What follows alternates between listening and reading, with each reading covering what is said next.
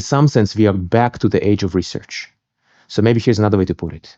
Up until 2020, from 2012 to 2020, it was the age of research. Now, from 2020 to 2025, it was the age of scaling, or maybe plus minus. Let's add error bars to those years.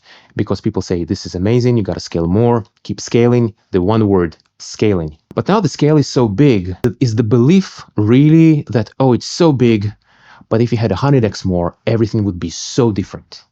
Like, it would be different for sure.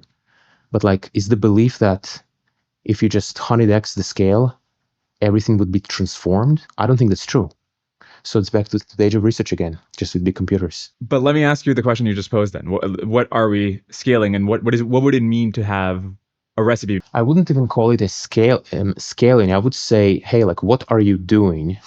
And is the thing you are doing the most productive thing you could be doing? Yeah. Can you find a more productive way of using your compute? We've discussed the value function business earlier, and maybe once people get good at value functions, they will be using their resources more productively. If you find a whole other way of training models, you could say, is this scaling or is it just using your resources? I think it becomes a little bit ambiguous, in a sense that when people were in the age of research, back then it was like people say, hey, let's try this and this and this. Let's try that and that and that. Oh, look, something interesting is happening. And I think there will be a return to that.